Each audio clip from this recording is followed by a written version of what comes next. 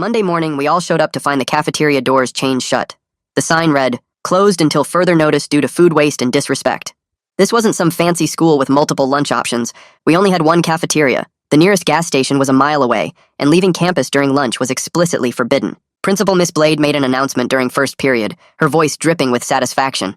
Due to the disrespect shown to our lunch staff on Friday, the cafeteria will remain closed until the perpetrator comes forward. The athletes were the first to struggle. The football team had morning conditioning. The swimmers had practice at 5:45 a.m. They were burning thousands of calories with nothing to replace it. Kids started sneaking granola bars, but Miss Blade caught on within hours. She sent an email to all teachers. Confiscate any food immediately. Students need to understand actions have consequences. A group of student council kids, the responsible ones who never got in trouble, went to Miss Blade's office to reason with her.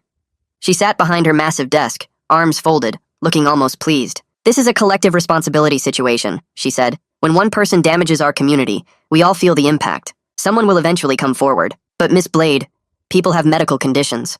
She smiled. "This is a valuable life lesson." By Tuesday, things were deteriorating. Kids with low blood sugar were getting shaky and dizzy. Teachers were getting nervous, but Miss Blade called it building character through adversity. I watched my friend Jason, a diabetic, have to go to the nurse's office 3 times to test his blood sugar because he couldn't eat on schedule. The nurse looked furious but helpless. Wednesday was when I knew something had to give. Midge collapsed during chemistry. The teacher, Mr. Stank, caught her before she hit the floor, and you could see the rage on his face as he called for help. Parents started calling. Lots of parents. Miss Blade sent out a mass email about teaching responsibility and preparing students for the real world. And because this was rural Alaska, there was no other school in the district. That's when Sophie had her brilliant idea. Sophie was this quiet junior who'd never caused problems, but she was also the daughter of a lawyer and the granddaughter of a woman who'd been in the school board for 20 years. She gathered about 15 of us behind the gym after school. "If they want to play stupid games, they can win stupid prizes," she said, pulling out her phone. "Everyone text your parents. Tell them you need them to bring you lunch tomorrow. Not pack it, bring it, in person, during lunch period." The plan was beautiful. It wasn't against any written rule. Parents were technically allowed to visit campus, and if our parents just happened to show up during lunch to deliver food to their starving children, well, make sure they know to stay for as long as they want, Sophie added, grinning. Thursday at 11:30 a.m. it began. First, Alfred's mom showed up with Chick-fil-A. Then 2 minutes later, Ashley's dad arrived with pizza. Then Jennifer's mom with Panera. Within 15 minutes, the front parking lot was completely full. Parents were circling, looking for spaces, parking on the grass, blocking the fire lane.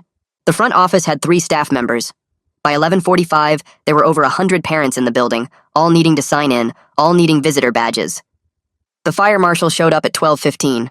Someone had called about the blocked fire lane and the overcrowding. You could hear him yelling about capacity limits and safety violations, while parents smiled sweetly and said they'd leave soon, right after they finished feeding their children. The afternoon classes were a disaster. So many parents had stayed that teachers couldn't start on time. Miss Blade's voice came over the PA, tight with anger. All visitors must vacate the building immediately. Friday, it got worse. The word had spread. Parents coordinated. At 11:25 a.m., we watched from classroom windows as the parking lot filled up. 300 parents all teaming up with the kids against the adults. Sophie's grandmother, the school board member, was there too. She'd brought Olive Garden for 12 kids and set up a full breadstick station in the commons. When security asked her to leave, she smiled and said, "I'm on the school board, honey. I'll leave when I'm done feeding these starving children." But then Friday night, Jason collapsed at home. His blood sugar had been so unstable all week that his body just gave out. When his parents sued the school Monday morning, Miss Blade did something none of us saw coming. She reopened the cafeteria but suspended Sophie for organizing the parents. The news hit my phone during first period math when everyone's notifications started going off at once. I pulled out my phone under my desk and saw the screenshot someone had posted in our group chat, an actual court filing with Jason's parents' names listed as plaintiffs and the school district as defendant. My hands started shaking as I scrolled through the comments, kids saying things like, "Holy crap, they actually did it," and "This is insane." The whispers started spreading across the classroom even though we were supposed to be working on equations. Sarah leaned over and asked if I'd seen it, and I nodded, feeling this weird mix of shock and hope building in my chest, because maybe something would actually change now. By the time the bell rang, the entire hallway was buzzing with people huddled around phones, showing each other the screenshots and talking in excited, nervous voices. I walked to second period feeling like the air had shifted somehow, like we'd crossed some line we couldn't uncross. The intercom crackled during second period English, and Miss Blade's voice came through tight and controlled. She called an emergency assembly in the gym immediately, and my stomach dropped as we all filed out of our classrooms. The gym was packed within minutes, everyone sitting on the bleachers while Miss Blade stood at center court with a microphone. She announced that effective immediately, the cafeteria would reopen for normal operations, and a bunch of kids started clapping until she held up her hand for silence. Then she said there would be a thorough conduct investigation into Friday's events, and her eyes scanned the crowd like she was looking for specific faces. That's when she dropped the bomb about Sophie being suspended pending review for organizing the parent demonstration, and you could feel the shock ripple through the whole gym. She said the visitor policy was changed right away to prevent future disruptions, and parents would need advance approval and specific time limits for any campus visits. I looked around trying to find Sophie in the crowd, and when I finally spotted her 3 rows down, her face had gone completely white. Miss Blade finished by saying that anyone found to have participated in planning or promoting unauthorized demonstrations would face disciplinary consequences, and then she dismissed us back to class like she hadn't just declared war on half the student body. I caught up with Sophie in the hallway right after the assembly ended, pushing through the crowd of kids who were all talking at once. She was standing against the lockers looking absolutely stunned, but she already had her phone out and her thumbs were flying across the screen. I asked if she was okay, and she looked up at me with this expression that was part shock and part determination. She told me she was texting her grandmother right now, and they were going to draft an appeal tonight because this was total retaliation. Her voice was shaking a little, but she kept typing, and she said her grandmother was already furious about the suspension, calling it punishment for protected speech. Sophie showed me part of the text chain where her grandmother had written that they had documentation of everything, every email and announcement and policy Miss Blade had sent out. I told Sophie I'd help however I could, and she nodded and said we'd need to organize, but carefully this time, because Miss Blade was clearly watching everyone now.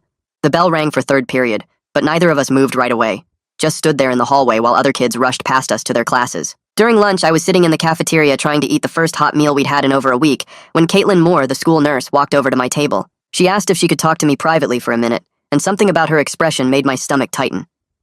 We walked over to the corner by the vending machines where it was quieter, and she kept her voice low as she told me she'd been documenting Jason's blood sugar readings all last week. She said every single reading was in her records as medically serious incidents, unstable levels that showed clear health impacts from not being able to eat on schedule. Caitlin looked genuinely worried as she explained that she'd already sent a memo to the administration urging them to preserve all medical records because this could become evidence in the lawsuit. She said she was concerned about other students too, kids who'd struggled during the closure but never came to her office to report symptoms. I asked if she thought the documentation would actually help, and she nodded and said, "Medical records don't lie. They show exactly what happened to students' health during that week." She told me to spread the word that any student who'd experienced health problems should document it now while the details were still fresh, because memories fade but written records last. I thanked her and went back to my table feeling like at least one adult in this building was actually trying to protect us instead of covering for the administration. Between 4th and 5th period, I saw Jason for the first time since Friday night. He looked absolutely drained, his skin kind of grayish and his movements slow like everything took extra effort.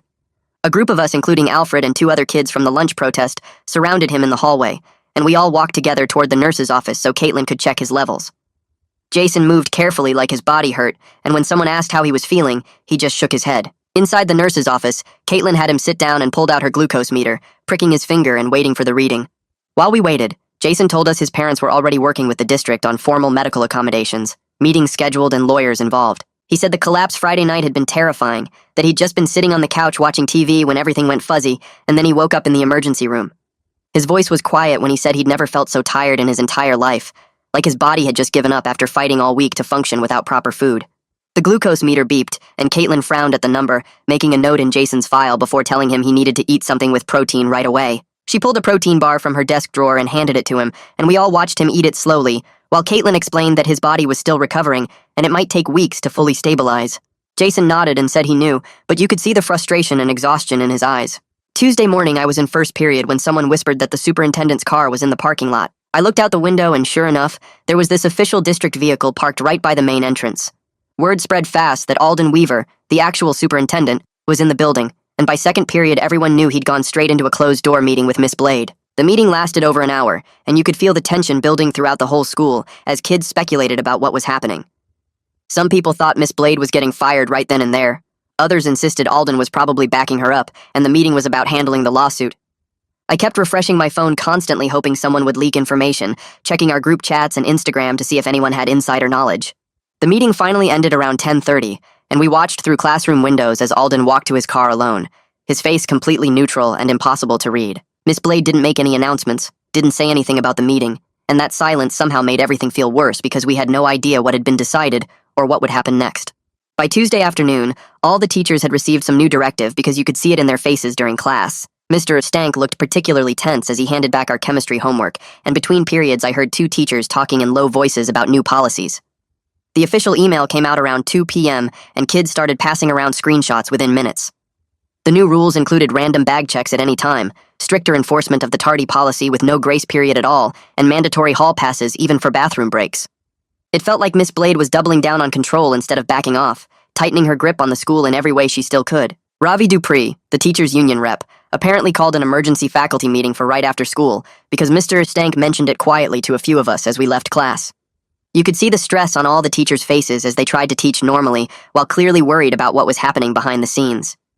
Some teachers looked angry, others just looked tired, but everyone seemed tense and on edge in a way that made the whole school feel unstable. That evening I was scrolling Instagram when I got a DM from an account I didn't recognize.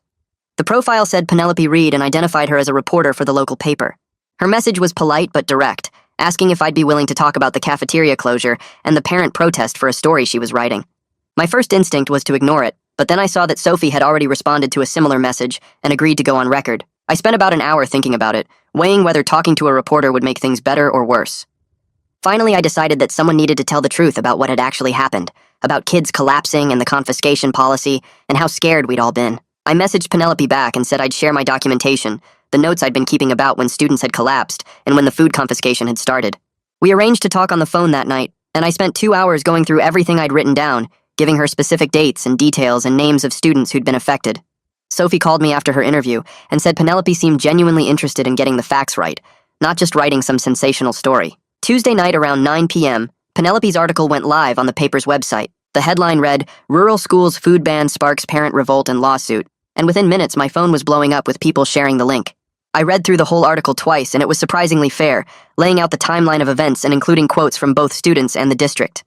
The district's statement was completely bland, just saying they were reviewing policies and procedures, and committed to student well-being, the kind of corporate speak that meant nothing. But then the comment section started filling up fast, and that's where things got heated. Parents from our community were sharing screenshots of Miss Blade's original email about confiscating food, the one that said students needed to understand consequences. Other people were defending Miss Blade, saying she was teaching valuable lessons about responsibility and that parents today were too soft on their kids. I watched the comments multiply, people taking sides and arguing back and forth, and it felt surreal to see our school situation becoming this public debate.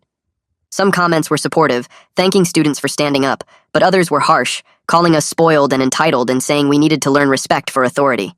By Wednesday morning, the article had been shared hundreds of times across local Facebook groups and parent networks. Sophie texted me early saying her grandmother had already been working the phones, using her school board connections to push for an emergency agenda item at the next regular board meeting. Around 10 a.m., the official notice went up on the district website showing the updated agenda for next Thursday evening's board meeting, with a new item listed for public comment regarding cafeteria policies and student discipline. Sophie sent a screenshot to our group chat with the caption, "We have exactly 9 days to prepare," and suddenly the timeline became real and concrete. 9 days to organize testimony, gather supporters, document everything we wanted to say, and figure out how to make the board actually listen to students instead of just going through the motions of public comment. I started making lists during lunch, writing down everyone who might be willing to speak and what evidence we needed to compile. The board meeting felt like our one real chance to make adults in power actually hear what had happened and why it mattered, and I wasn't going to waste it. Wednesday morning, the PA crackled during third period, and the secretary's voice called my name to report to the main office. My stomach dropped because I knew this wasn't about attendance or a schedule change. I grabbed my backpack and walked down the empty hallway, my sneakers squeaking on the linoleum floors. The assistant principal met me at the door and led me into a small conference room with a table and 3 chairs. He sat across from me with a yellow legal pad and clicked his pen twice. He called it witness clarification, but the questions felt wrong from the start. "Did Sophie tell you to text your parents, or did you decide on your own? Did she give specific instructions about what to say? Did she mention wanting to cause disruption or just feed students?" I kept my answers short and stuck to facts. Sophie suggested we ask our parents to bring lunch. I texted my mom. Parents showed up. That's what I saw. He kept circling back to whether Sophie pressured anyone or planned the whole thing as organized protest. I could feel him trying to build a case against her instead of understanding why 300 parents felt they had no choice but to flood the school. After 20 minutes, he let me go, and I walked back to class feeling gross and manipulated, like I'd just been used as a tool against my friend. Mr. Stank caught me right after chemistry ended and pulled me aside near the lab equipment cabinets. He looked around to make sure no other students were in earshot. He told me he'd been documenting every incident he witnessed during the cafeteria closure, including the exact time Midge collapsed and his observations about students looking shaky and pale throughout that week. He said he was planning to speak at the union meeting and wanted me to know not all the adults were on Miss Blade's side. Some teachers had been scared to say anything publicly, but they'd been keeping records and taking notes. He told me the union rep was collecting statements from faculty who witnessed health impacts. Knowing that at least some teachers were willing to stand up made something loosen in my chest. I'd felt so alone in this mess, like it was just students against the entire administration. But Mr. Stank signing his name to documentation meant adults were paying attention, and some of them thought what happened was wrong enough to risk their jobs speaking up. Jason caught me at lunch Wednesday and told me his parents had filed for a temporary restraining order that afternoon. His mom was taking off work to go to the courthouse, and his dad was meeting with their lawyer to prepare for Thursday's hearing. The restraining order was supposed to protect his medical accommodations and prevent any payback for the lawsuit. Jason looked exhausted, dark circles under his eyes like he hadn't slept in days. He said his mom was going to testify about Friday night when he collapsed at home and the emergency room visit and how his blood sugar had been completely unstable all week. The doctors had written a letter documenting the health impacts from not being able to eat on schedule. Jason's hands shook a little when he showed me the court filing on his phone. The legal language was dense, but I could make out phrases about irreparable harm and medical necessity. Seeing it in official court documents made the whole situation feel more real and serious, like we'd crossed some line where this wasn't just school drama anymore, but actual legal action with lawyers and judges involved. Thursday morning, I went to the nurse's office for my regular check-in, and Caitlin pulled out a printed incident log with all the names blacked out. Just numbers and dates and brief descriptions. The spike in visits during the closure week was absolutely shocking. Normally, she saw maybe 10 to 15 students per day for various issues. During that week, the numbers jumped to 40, 50, 60 students coming in with low blood sugar, dizziness, headaches, shakiness. She'd marked Jason's 3 visits in red along with 4 other students who came back multiple times. 2 students had to be sent home. 1 nearly passed out during gym class. Caitlin said this was the kind of evidence that proved the policy had real health impacts that could be measured and documented. She told me she was prepared to testify if she got subpoenaed, even though it would probably cost her the administration's trust and make her job harder. She'd already started updating her resume and looking at clinic positions because she wasn't sure she could keep working in a system that cared more about punishment than keeping students safe. The way she said it made me realize how much this had cost her too. Not just students, but the adults who tried to protect us. Friday morning, Miss Blade's voice came over the PA during homeroom announcements. Anyone who participated in organizing or promoting the parent lunch protest would serve Saturday detention for disrupting the educational environment. My homeroom teacher started handing out pink detention slips, and I got one along with at least 20 other students whose names got called. The slip said I had to report to the library Saturday morning at 8 a.m. for 4 hours of supervised study. The unfairness of it hit me hard, like getting punched in the stomach. We were literally just trying to eat lunch. We asked our parents to bring us food because the cafeteria was closed and we were starving. And now we were getting punished for it like we'd committed some major rule violation. Sophie got a slip even though she was already suspended. Alfred got one. The girl who'd just asked her dad to bring pizza got one. I shoved the pink paper into my backpack and tried to focus on the rest of the announcements, but I couldn't stop thinking about how twisted the whole thing was. The parents regrouped fast in a group chat that Sophie's mom shared with us students. By Friday afternoon, the messages were flying. They were planning to attend the board meeting next Thursday in huge numbers, but this time they'd follow every single check-in rule perfectly. Someone suggested wearing matching shirts that said, "Fed students learn better," and within an hour there was a design circulating with a breadstick graphic. The order form for bulk printing got passed around, and parents started claiming sizes. My mom texted me asking what size I wanted and whether she should order extras for friends. The energy in the chat was different now, more organized and strategic. Parents were coordinating carpools and childcare, so as many people as possible could attend. Someone created a shared document for people to sign up for speaking slots during public comment. Another parent started a list of specific policy changes to request. Watching adults organize with this level of detail and planning made me feel like we actually had a shot at changing something, instead of just yelling into the void. Word leaked through Mr. Stank Friday afternoon that the superintendent had met with all the department heads. Alden wanted to de-escalate without making admissions of wrongdoing. Those exact words.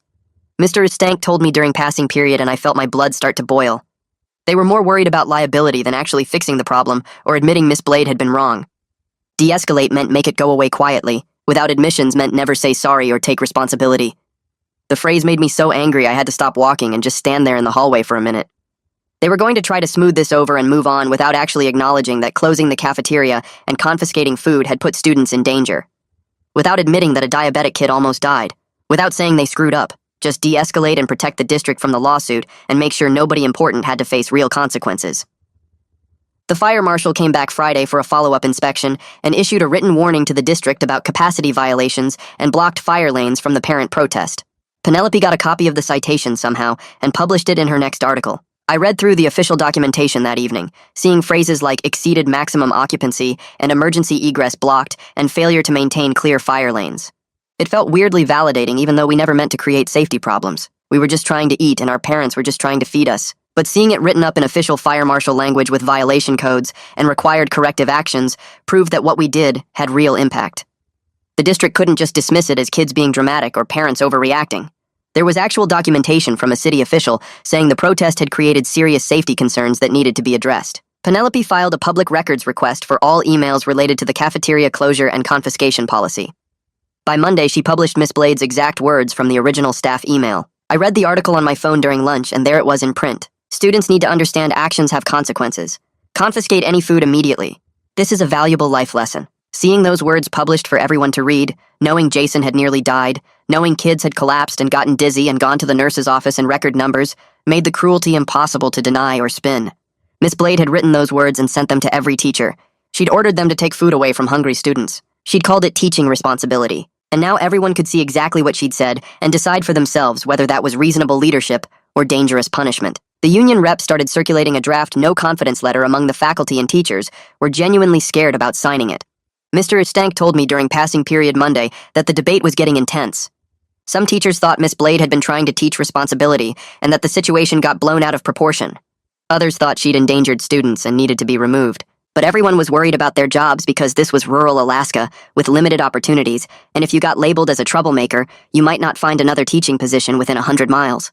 The letter needed a certain number of signatures to be official, and Ravi was pushing hard to get enough names. Teachers were meeting in small groups after school, arguing about whether signing was the right move or career suicide. Mr. Stank said he was going to sign it because he couldn't live with himself if he stayed quiet after watching Midge collapse in his classroom. But he understood why other teachers were hesitating, and he didn't judge them for being scared. Tuesday night, my phone rang at 8:47 p.m., and Sophie's name lit up the screen. I answered and immediately knew something was wrong because her voice sounded thick and shaky. She told me some kids were saying she should just accept the suspension and stop fighting it because her appeal was making everything worse for everyone. I sat down on my bed and asked her who was saying that. She named 3 student council kids who'd been part of the original protest planning. They'd pulled her aside after school and told her the district would go easier on everyone else if she took the fall alone. I felt my stomach drop because that was exactly the kind of divide and conquer tactic Miss Blade would want. We talked for over an hour, and I kept telling Sophie that appealing on principle mattered more than taking heat off other people. If they could suspend her for organizing parents to bring lunch, they could punish anyone for anything next time. The precedent would be set that student organizing equals punishment. Sophie kept saying she was scared of making her college applications harder or getting labeled as a troublemaker. I understood that fear completely, but I also knew that backing down now would tell the administration they could get away with anything. By the time we hung up around 10 p.m., Sophie sounded steadier and said she was going to keep fighting the appeal. I lay in bed afterward feeling exhausted from trying to hold her up when I was barely holding myself together. Wednesday crawled by with normal classes but weird tension everywhere. Kids were whispering about what might happen at the board meeting next week. Thursday lunch started normally with everyone getting food from the reopened cafeteria. Then, at exactly 11:38 a.m., Alfred stood up in the middle of the commons holding a glucose tablet in his hand. He didn't say anything, just sat back down and placed the tablet on the table in front of him. Within 2 minutes, other kids started doing the same thing. Some had glucose tablets, others had empty granola bar wrappers, a few had juice boxes they weren't drinking. Everyone just sat there completely silent, staring at the food items in front of them. The cafeteria got eerily quiet as more students joined in. By 11:45, probably 200 kids were sitting in total silence with medical snacks or food packaging displayed on their tables. Nobody was eating anything. Nobody was talking. We just sat there making our point about what Miss Blade had forced us to do during the closure. I watched the cafeteria monitors look confused and uncomfortable. Around noon, Miss Blade walked through the commons and her face went tight with anger. She stopped in the middle of the room and looked around at all of us. You could see her wanting to punish someone, but there was nothing to punish. We weren't breaking any rules. We were just sitting quietly with food we weren't eating. She stood there for maybe 30 seconds that felt like forever, then walked out without saying anything. The protest continued through the entire lunch period. When the bell rang at 12:25, everyone picked up their items and threw them away or put them back in bags. Still, nobody talked. We just went to 5th period like nothing had happened. But something had definitely happened and everyone knew it. Thursday afternoon at 2:15 p.m., Jason's parents went to the courthouse for the temporary restraining order hearing. Jason texted our group chat updates every few minutes. His parents presented his affidavit describing the collapse and how he still felt exhausted weeks later. They had medical records from the emergency room visit and documentation from Caitlin about his unstable blood sugar readings during the cafeteria closure. The district's lawyer tried to argue that accommodations were already in place and the restraining order was unnecessary. But Jason's mom apparently destroyed that argument by pointing out the accommodations only existed because they sued and nothing prevented the district from removing them again. The judge asked specific questions about Jason's current health status and what accommodations he needed. At 3:47 p.m., Jason texted that the judge granted the order. It required immediate medical accommodations, including unrestricted access to snacks and water during school hours. The order also explicitly prohibited any reprisals connected to his healthcare needs or his family's lawsuit. Jason added 3 exclamation points to his text. It felt like a real legal win, even though it only protected one student. The order didn't change policy for everyone else, but at least Jason was safe now. I texted back congratulations and felt this weird mix of relief for him and frustration that the rest of us were still vulnerable. Thursday evening around 6:30 p.m., Sophie sent a screenshot to our group chat. The district compliance office had sent out a memo requiring that all cafeteria operations meet medical accommodation standards immediately. The memo said they needed to maintain consistent food service and couldn't close the cafeteria again without triggering ADA violations. Sophie added 3 celebration emojis and the message, "We did it." I read through the memo twice, looking for loopholes or ways they could weasel out of it, but the language seemed pretty clear. The cafeteria had to stay open and accessible. For the first time in weeks, I felt like we'd actually created some breathing room and protection. Not just for Jason, but for everyone who needed regular meals. I saved the screenshot in my documentation folder and sent Sophie a thumbs up emoji. That night, I actually slept better than I had since this whole thing started. Friday morning destroyed that good feeling immediately. Miss Blade's voice came over the PA during first period announcements. She said the school was implementing enhanced hallway monitoring and a stricter tardy policy effective immediately. Any student more than 30 seconds late to class would receive automatic detention. No warnings, no excuses. Hallway sweeps would happen between every period. I looked around my English classroom and saw other kids looking equally shocked. By second period, the hallway sweeps had started. Security guards and administrators stood at major intersections timing students. I watched a freshman girl get stopped and written up for being 25 seconds late because she'd stopped at her locker. The detention slip got handed to her right there in the hallway. By lunch, everyone was exhausted and angry. The retaliation was so obvious it hurt. We couldn't win without Miss Blade finding new ways to punish us. The cafeteria was open, but school life was harder in every other way she could control. Kids were practically running between classes to avoid being 31 seconds late. The stress was worse than before in some ways, because at least during the closure we knew what we were fighting. Now it felt like fighting smoke. Friday afternoon I had a scheduled check-in with Caitlin because of the whole situation. I sat in her office and she looked tired in a way that went beyond physical exhaustion. She told me she was limited by the chain of command and couldn't publicly contradict administration without risking her job. Everything she did had to go through proper channels. She was documenting every incident meticulously to protect both students and herself, creating a paper trail in case things got worse or turned legal. But I could see the struggle on her face as she talked about watching kids suffer while following institutional rules that protected the system over students. She said she'd applied to a few clinic positions outside the school district. Not because she wanted to leave, but because she wasn't sure she could stay in a system that worked like this. I thanked her for everything she'd been doing and told her I understood if she needed to leave. She gave me this sad smile and said she hoped it wouldn't come to that, but she had to protect herself too. Walking out of her office, I felt grateful she was documenting everything, but also scared about what would happen if she actually left. Penelope's next article posted Friday evening, and I read it on my phone before dinner. She'd interviewed a parent who fully supported Miss Blade. The parent called her a strong leader willing to make tough choices, said kids today need to learn consequences, and that we were all spoiled for complaining about missing a few meals. The parent talked about how their generation walked to the school uphill both ways and never whined about being hungry. Reading someone from our own community defend what happened made me so mad I had to put my phone down. But it also forced me to recognize this wasn't a simple story where everyone agreed on right and wrong. Our community was genuinely divided. Some people thought Miss Blade had endangered students. Others thought she was teaching valuable lessons about responsibility. That split was going to make the board meeting even harder because we weren't just fighting the administration. We were fighting against some of our own neighbors who thought collective punishment built character. The board meeting notice hit local Facebook groups Friday night, and by Saturday morning the comment wars were absolutely brutal. I scrolled through the threads feeling sick. People were calling students spoiled brats who needed to learn respect. Other people were calling Miss Blade a dangerous administrator who shouldn't be near kids. Threats about recalls and lawsuits flew in every direction. Someone posted Miss Blade's home address before moderators deleted it. Parents were attacking each other personally. Former friends were going after each other in comment threads. I started screenshotting the worst comments and saving them in a folder because some of this felt like it crossed into harassment territory. If things escalated further, I wanted documentation of who said what. The toxicity was overwhelming and it was only Saturday. The actual board meeting wasn't until Thursday. I couldn't imagine how bad things would get by then. Friday afternoon, Mr. Stank had signed the no confidence letter. Ravi sent an email to all faculty Friday evening announcing the vote would happen Monday during the staff meeting. I heard about it through Mr. Stank, who stopped me in the hallway Friday before I left school. He looked relieved to have made the decision, but also nervous about potential consequences. Knowing that teachers were willing to formally declare they'd lost faith in Miss Blade's leadership gave me hope. But I also knew the district could completely ignore the vote if they wanted to. It was more symbolic than binding. The board didn't have to fire Miss Blade just because teachers voted no confidence. Still, having that vote on record before the board meeting felt important. It showed this wasn't just students and parents complaining. The faculty themselves had lost trust in their principal's judgment and leadership. Saturday morning, Sophie texted, asking if I could come over Sunday night to help her practice her board meeting statement. Her grandmother was coaching her all weekend on proper procedures. How to request speaking time, the 3-minute limit, staying calm and factual instead of emotional. Sunday evening, I showed up at Sophie's house around 6 p.m. Her grandmother was there with printed copies of board meeting rules and a timer. Sophie had written out her statement longhand on notebook paper. She practiced reading it while her grandmother timed her and gave feedback. Cut that part, it sounds too angry. Add specific dates there, facts matter more than feelings. Slow down when you read the policy violations, let them sink in. I sat on Sophie's couch watching her transform from a suspended kid into someone who could professionally advocate for herself and others. By the third run-through, she had it down. Her voice stayed steady. She hit all the key points.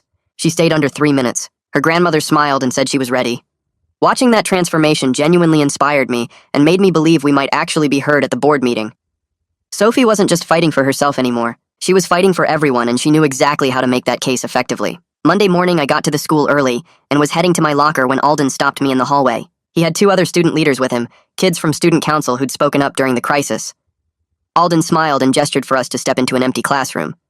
He closed the door, and his tone was friendly but serious. He told us the board meeting Thursday was going to be intense, and that he understood we had strong feelings about what happened. He said emotional outbursts would hurt our credibility with board members, and that maintaining a respectful tone would help our cause more than anger. It all sounded reasonable until I really thought about what he was asking. He wanted us to make the district look good, while they decided whether to actually hold Miss Blade accountable for nearly killing kids. He was asking us to tone down our truth so the adults wouldn't feel uncomfortable hearing it. I nodded and said I understood, but walking out of that classroom I felt manipulated. Alden wasn't actually on our side. He was protecting the district's reputation and using us to do it. His supposed support felt hollow and calculated, like he cared more about optics than actual change. Saturday morning, I showed up at Sophie's house again to help with her suspension appeal. She'd printed out district policy documents and highlighted sections about student speech and parent involvement. We spent 3 hours at her kitchen table drafting a statement that methodically explained how organizing parents to deliver lunch violated no written rules. Sophie cited specific policy numbers and dates. She documented that parents were allowed on campus with proper sign-in procedures. She showed that student advocacy was protected under district guidelines about free expression. The legal precision of her argument was impressive. Her grandmother reviewed it twice and made small edits for clarity. By noon, we had a formal appeal packet with documentation, witness statements, and policy citations. Sophie's hands shook slightly as she sealed the envelope. She told me she was scared but also angry enough to fight. I watched her walk to the mailbox and drop the appeal in. The legal precision made me think she might actually win this.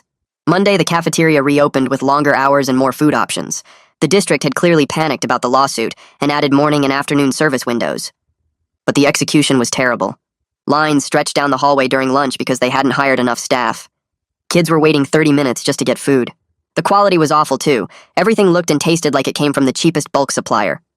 Athletes were still struggling because even with longer hours, there wasn't enough protein or calories to sustain people doing morning conditioning and afternoon practice. I watched football players grab 3 sandwiches and still look hungry. The swimmers were eating protein bars between classes because the cafeteria food wasn't enough. The whole situation showed that just reopening wasn't enough. The underlying problems with school food were still completely unaddressed. We'd won the battle to reopen, but the system remained broken and underfunded.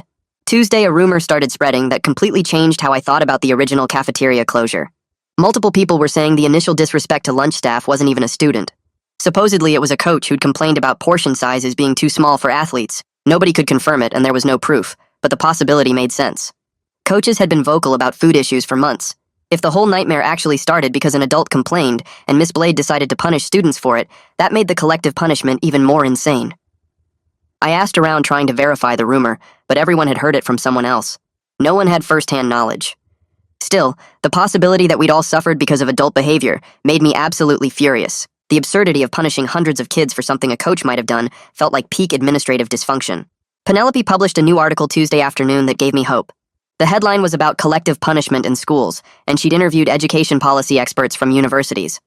The experts explained why punishing entire groups for individual actions harms students and violates basic fairness principles. They cited research about how collective punishment damages trust and creates hostile learning environments. Seeing outside authorities validate what we'd been saying felt important.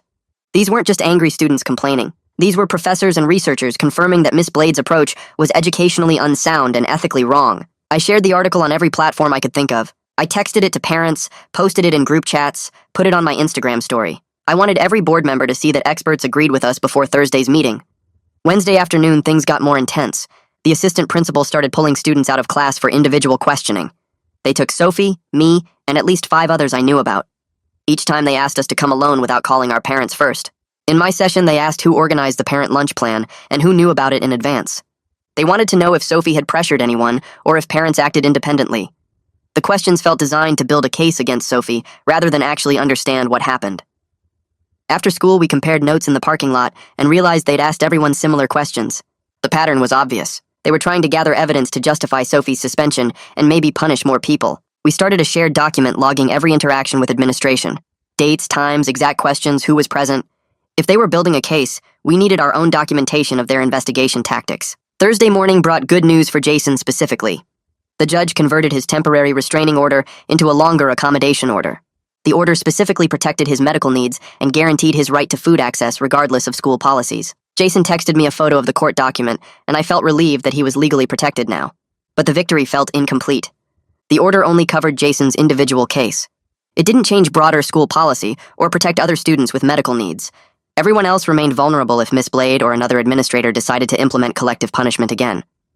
I was glad Jason was safe, but frustrated that the system still allowed this kind of thing to happen to others. Thursday afternoon, the union vote finally happened. Ravi had been organizing for over a week, and teachers voted during their staff meeting. The no-confidence measure passed, but only by about 60%. That meant 40% of teachers either supported Miss Blade or were too scared to vote against her. The district was legally required to acknowledge the vote, but didn't have to take any action. It was more of a public statement than actual leverage. Still, seeing it reported in Penelope's coverage added pressure. The board would know that a majority of teachers had formally declared they'd lost faith in their principal's leadership. That had to mean something even if it wasn't legally binding. Friday, I stopped by the nurse's office to check my blood pressure for a sports physical, and Caitlin looked exhausted. We talked while she took my vitals, and she told me she was actively interviewing for positions at clinics and private practices. She explained that the moral injury of watching students suffer while being unable to fully protect them was damaging her mental health. She said staying in a system that prioritized control over student well-being felt unsustainable. I completely understood, even though the thought of losing her was devastating. Caitlin was the one adult in the building who consistently advocated for students. She documented everything and pushed back where she could. But she also had to protect herself. I told her I'd support whatever decision she made and thanked her for everything she'd done for us. Friday afternoon, word started spreading through parent networks about Alden's newest idea. He was floating the concept of an independent review to board members. Parents were sharing screenshots of emails and text messages discussing it. The whole thing felt like political cover. Alden wanted a way to look responsive without directly firing Miss Blade or admitting the district had screwed up. An independent review would buy time and create the appearance of accountability without requiring immediate action. The calculated nature of it made me cynical about whether real institutional change was possible, but I also recognized this might be the only realistic path to any accountability at all. The board wasn't going to fire Miss Blade outright, and the district wasn't going to admit wrongdoing. An independent review might be the best we could hope for, even if it felt like a compromise designed to protect adults rather than students. Monday morning, Sophie walked into the district office building downtown for her appeal hearing. The building smelled like old carpet and coffee. A secretary directed her to a conference room on the second floor, where 3 people from the district office sat behind a long table with folders and laptops spread out in front of them. Sophie had her documentation organized in a binder with color-coded tabs marking different sections. She sat across from the panel and pulled out her notes. The woman in the middle introduced herself as the district's compliance officer and the 2 men as HR representatives. Sophie started her presentation by citing the exact district policy about student speech and parent involvement. She showed them the visitor policy handbook, proving parents were allowed on campus during lunch. She walked through the timeline of events with dates and times documented. The compliance officer interrupted her twice to ask about who coordinated the parent communication. Sophie answered directly that she sent the initial text, but parents made their own decisions about participating. One of the HR reps asked if she understood why the administration viewed the lunch disruption as problematic. Sophie responded that she understood their perspective, but the cafeteria closure created medical emergencies that required immediate response. The panel members looked at each other, and the compliance officer made notes on her laptop. They asked about Sophie's intentions and whether she meant to cause capacity violations. Sophie explained she only wanted to make sure students could eat lunch and had no idea so many parents would show up. The questioning went on for 40 minutes. The panel said they needed to review the documentation and deliberate privately. They would issue a written decision within 1 week. Sophie gathered her materials and left the building feeling completely drained. The waiting felt worse than the hearing itself, because now her academic record hung in limbo while bureaucrats decided her fate. That same week, some parents started drafting recall petition language targeting Miss Blade and the board members who supported her. The language was harsh and accusatory. Sophie's grandmother heard about it through her board connections and called an emergency meeting at her house Tuesday night. About 15 parents showed up in her living room. The grandmother explained that recall petitions required thousands of signatures and months of work. She argued they should wait for the board vote on Thursday and use the recall threat as leverage only if the board refused to act. She said premature recall efforts would make the board defensive and less likely to vote for accountability. Her experience with local politics carried weight. Most parents agreed to hold off on the recall petition for now. They would focus their energy on showing up for the board meeting and delivering powerful testimony instead. The grandmother made everyone promise not to file any petitions until after Thursday's vote. People left her house frustrated but willing to follow her strategic guidance. Wednesday night, I stood in my bathroom practicing my board meeting speech in front of the mirror. I had written out talking points on index cards with specific dates and facts. September 18th, when Midge collapsed in chemistry. September 19th, when Miss Blade sent the confiscation email. September 25th, when the fire marshal issued citations. October 2nd, when the judge granted Jason's medical accommodation order. I timed myself speaking and kept going over 3 minutes. I edited out the parts where I called Miss Blade's actions cruel and focused on documented outcomes instead. My hands shook as I held the index cards. I practiced making eye contact with my reflection. I rewrote the ending 3 times, trying to sound clear instead of angry. My mom knocked on the bathroom door asking if I was okay. I told her I was fine and kept practicing. I knew if I could just get through 3 minutes of factual testimony without my voice cracking, I would have done everything possible to make our case. I practiced until my throat felt dry, and the words stopped sounding like real language. Thursday evening, the district office parking lot was already full when we arrived at 6:30. Cars lined both sides of the street. People walked toward the building in groups carrying signs and folders. The boardroom had maybe 80 chairs, but over 200 people showed up. Families packed the hallway outside with kids sitting on the floor. Security opened the overflow area in an adjacent room with a video feed. The board members filed in looking nervous. Philip Gordon, the board president, called the meeting to order and explained the public comment rules. 3 minutes per speaker. Stay on topic. No personal attacks. The sign-up sheet had 47 names. I was number 12. My stomach felt tight as I waited for my turn. When Philip called my name, I walked to the podium with my index cards. I stated my name and grade for the record. Then I went through the specific dates when students collapsed and the documented health impacts. I mentioned the confiscation email and read the exact quote about actions having consequences. I cited the medical accommodation order and the fire marshal citations. I explained that collective punishment created measurable harm to students with medical needs. My 3 minutes ended right as I finished my last sentence. I walked back to my seat and my legs felt weak. Jason testified next about his collapse and the ongoing fatigue that kept him out of basketball. His voice stayed steady, but you could see the exhaustion in his face. Sophie described how the suspension affected her college applications and explained that organizing parents were protected speech. Parent after parent stood up and shared how they felt forced to disrupt school just to feed their hungry children. One mom cried while describing her daughter's low blood sugar episodes. A dad talked about missing work to deliver lunch. The testimony kept coming for over an hour. The weight of all those voices saying the same thing felt powerful. Immediately after public comments ended, Alden stood up and walked to the front. He had a presentation loaded on his laptop connected to the projector. He went through his findings, slide by slide.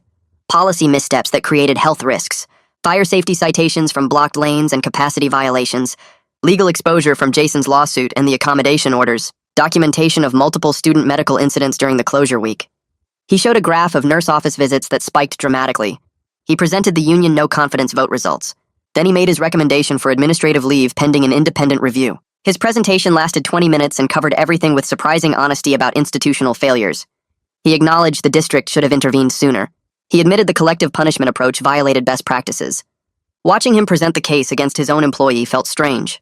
Part of me respected his willingness to be candid. Another part felt angry that it took a lawsuit and media coverage to get this level of accountability.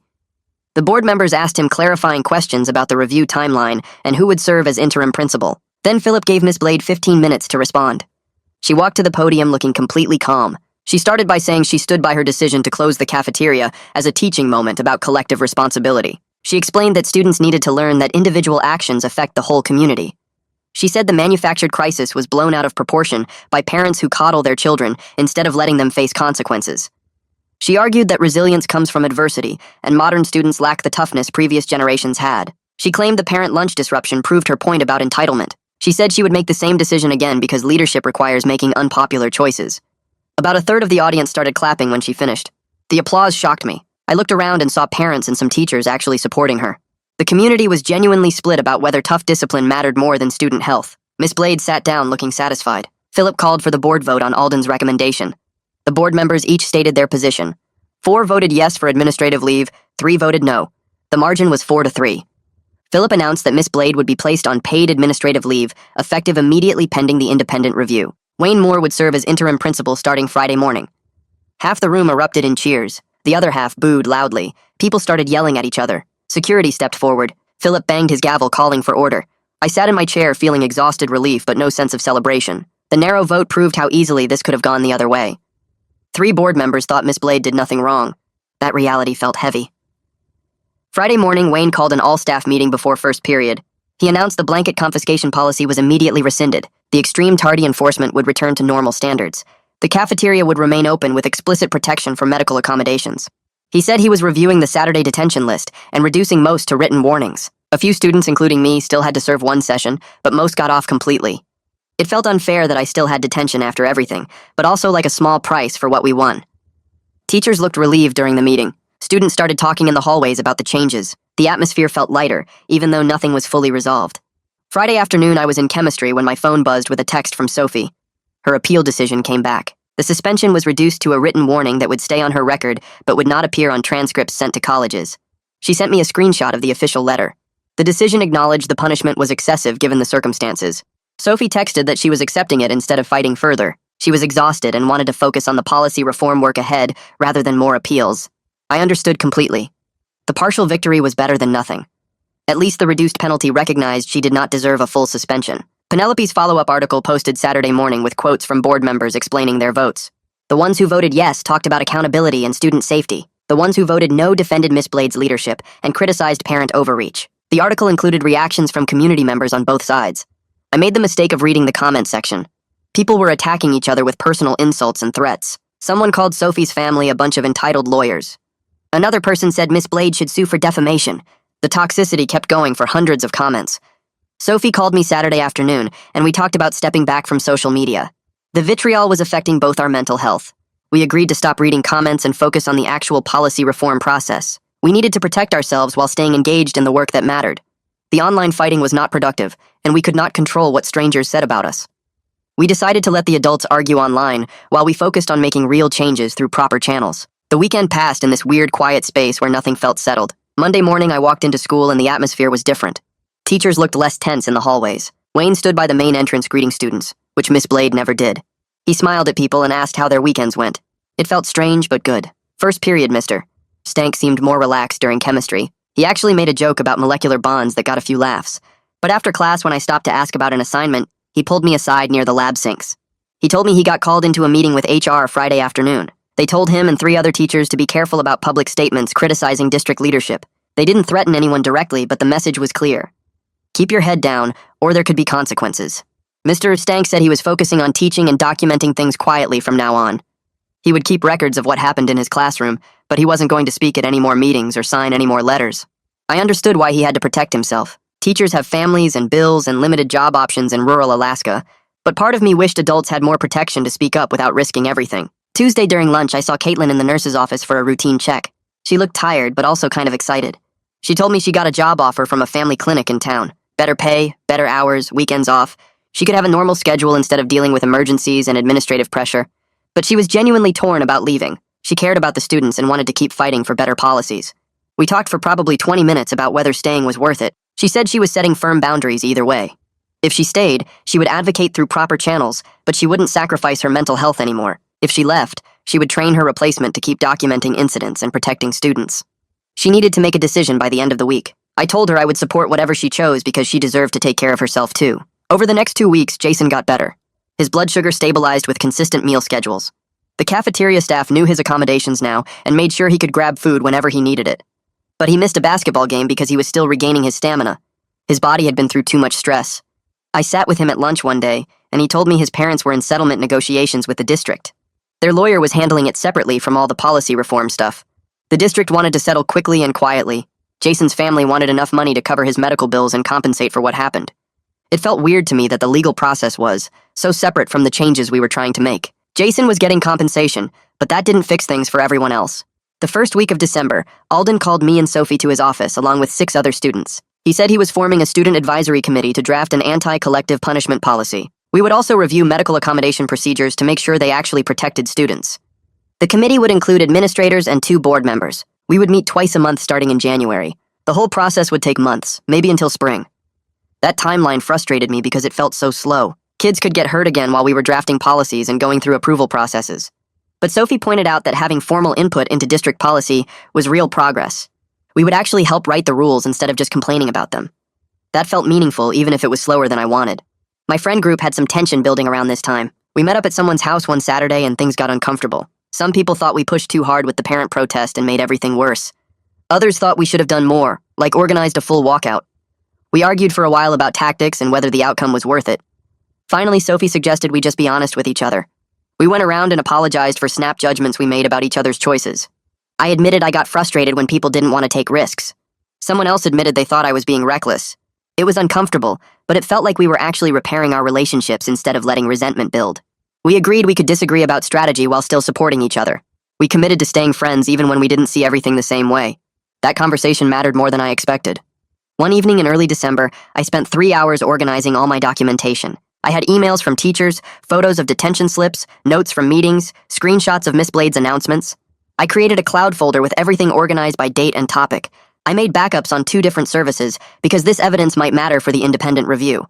It could also help with future policy discussions if the district tried to backtrack. While I was organizing everything, I wrote myself a reflection about staying involved without burning out. I was learning that activism couldn't be this constant, intense fight. I needed to pace myself and protect my mental health. I could care about making things better while also setting boundaries about how much energy I gave to it. That balance was hard but necessary. By mid-December, small wins started showing up. The student handbook got updated with formal language about medical snack allowances. Any student with documented health needs could keep food and eat it when necessary. The cafeteria added 2 new healthy options after Wayne asked for student feedback. They weren't amazing, but they were better than the old stuff. Wayne also announced monthly meetings with student representatives to address concerns before they became huge problems. None of this fixed everything. Miss Blade's administrative leave was still temporary. The independent review was still happening. Jason's lawsuit was still going through the courts. Our community was still divided about whether Miss Blade was a strong leader or had endangered students. But the changes felt real and earned. We had actually created tangible improvements through our actions. Friday afternoon, my phone buzzed with a text from Sophie. Just a breadstick emoji with the caption "We did it." I sent back a laughing emoji because we both understood what she meant. We didn't fully win. The situation wasn't resolved, but we definitely changed something important. The coalition we built was still here. We were ready to keep pushing for students to be treated with dignity and basic fairness. The work wasn't done, but we proved that students could make adults listen when we organized and documented everything and refused to give up. That knowledge felt powerful, even though everything was still uncertain. And that's today's wrap-up. I like telling stories, but I love when they double as lessons too. Hopefully this one stuck with you. Subscribe if you'd like more stories with takeaways built in.